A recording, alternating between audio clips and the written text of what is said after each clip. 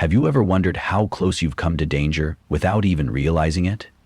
At Shivering Vault, we take you there, one story at a time. But before you drift off, consider liking this video and commenting where you're watching from. Now, let's dive into these chilling stories.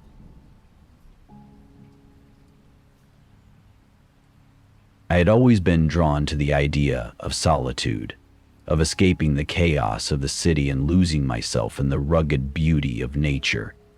The Lost Coast Trail in Northern California seemed perfect, remote, untouched, and challenging.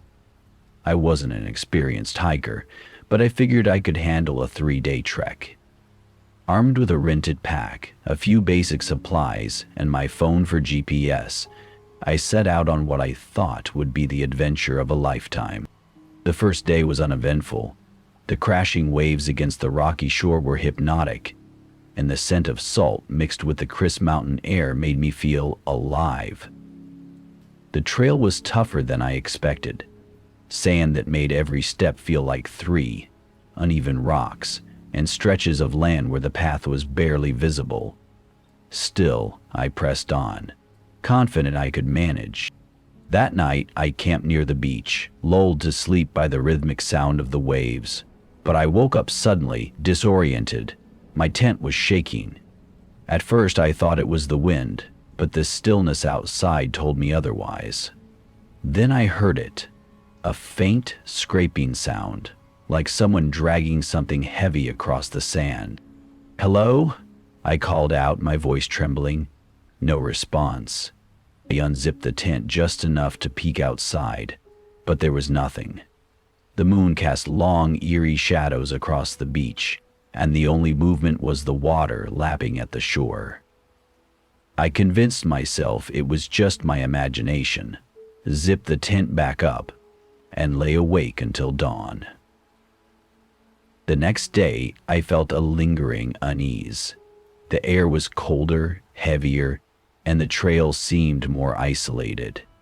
I saw no other hikers, just the occasional seagull circling overhead. I kept telling myself this was what I wanted: solitude, peace, but the silence was oppressive.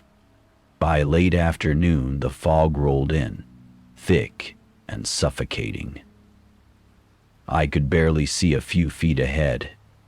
My GPS was acting up, the signal cutting in and out, and I realized I had veered off the main trail.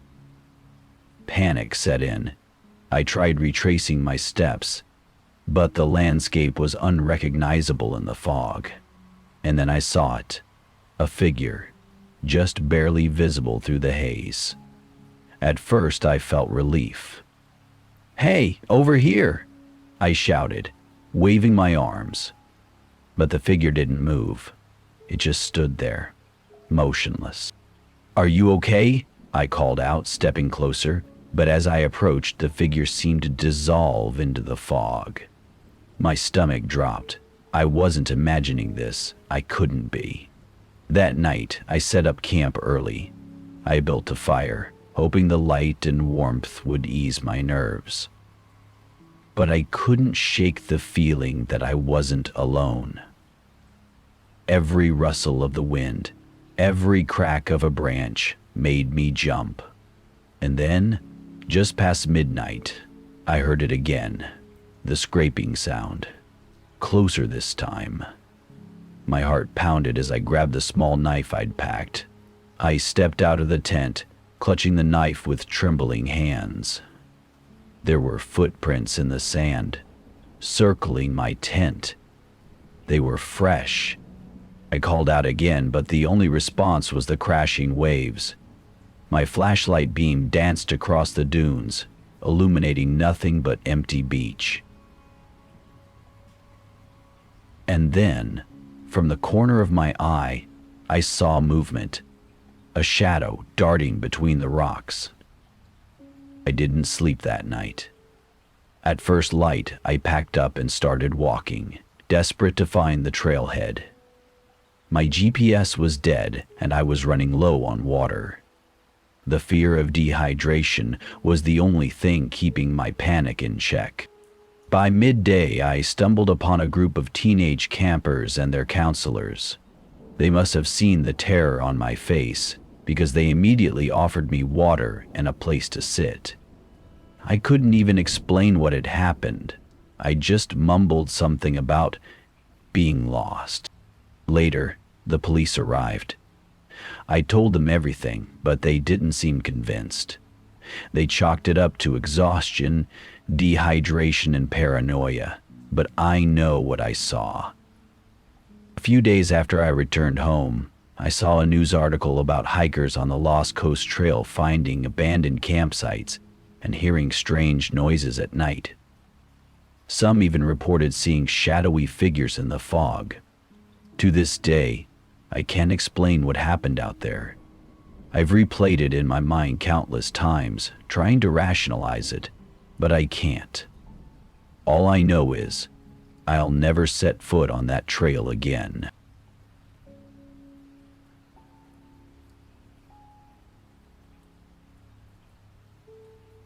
There's something magical about the Santa Cruz Mountains.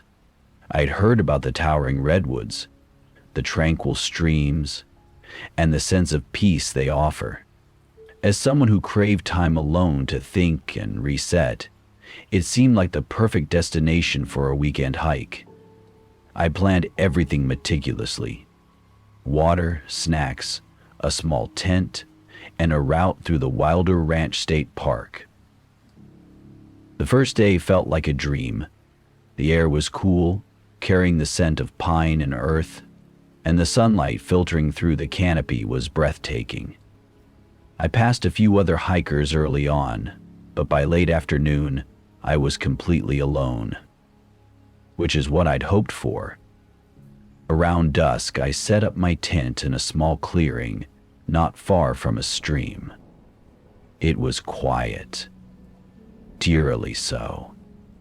As the last light of day faded, I heard the distant sound of an owl and the occasional rustle of leaves. I felt a little on edge, but I convinced myself it was just the unfamiliarity of the forest. I woke up suddenly in the middle of the night. At first, I couldn't figure out why. Then I heard it. Faint footsteps outside my tent. "Hello?" I called out, my voice shaky. The footsteps stopped. I told myself it was an animal, a deer or maybe a raccoon. But the weight of the steps sounded human. My heart was racing, but I forced myself to stay still, clutching my flashlight like a weapon. After a few minutes of silence, I drifted back to an uneasy sleep. The next day, I couldn't shake the feeling that I wasn't alone. As I continued along the trail, I noticed something strange. Every so often, I'd see disturbed patches of dirt, like someone had been dragging something heavy through the underbrush. At first, I thought it was a wild animal, but then I saw something that froze me in my tracks. A boot print. It wasn't mine. I quickened my pace, telling myself I was just being paranoid. But as the hours passed, the forest seemed to grow darker, denser, as if it were closing in around me. The trail was harder to follow, and I began to feel watched. By late afternoon, I decided to cut the hike short. I veered off the main trail, hoping to find a quicker way back to my car. That's when I saw it. A makeshift campsite hidden behind a cluster of trees. It wasn't like any campsite I'd ever seen. There were no tents, no sleeping bags, just a pile of tattered clothing and what looked like bones. My stomach turned as I realized they were small animal bones, strung together like some kind of twisted decoration. Before I could process what I was seeing, I heard a twig snap behind me. I spun around, my heart pounding. About 20 feet away stood a man. He was filthy, his clothes torn, his face hidden behind a scraggly beard and wild hair.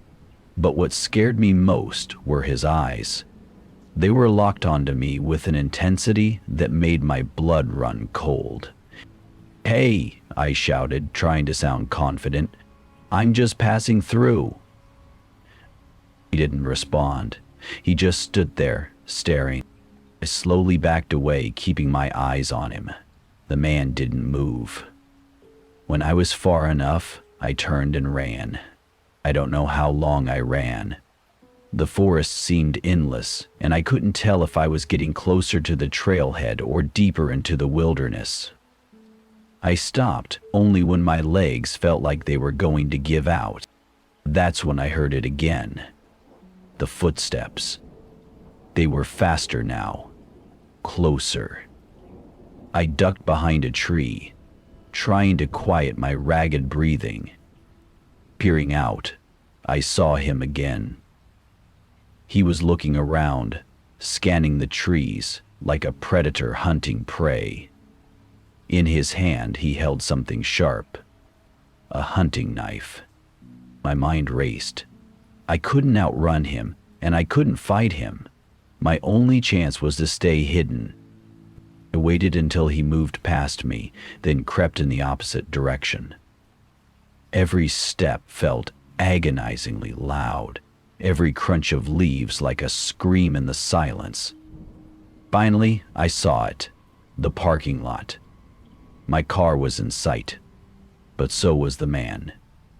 He was standing near the edge of the lot, as if he'd been waiting for me. I didn't think, I just ran. He saw me and started running too, but I had a head start. I jumped into my car, locked the doors, and started the engine just as he reached the passenger side. He pounded on the window, his knife scraping against the glass, but I threw the car into reverse and sped off. I reported everything to the rangers and the police, but they didn't seem to take it seriously. They said it was probably a homeless man living off the grid or maybe a drifter. But I know what I saw. That man wasn't just surviving out there, he was hunting. To this day, I can't hike without looking over my shoulder. And I'll never forget the look in his eyes. It wasn't desperation. It was something far darker.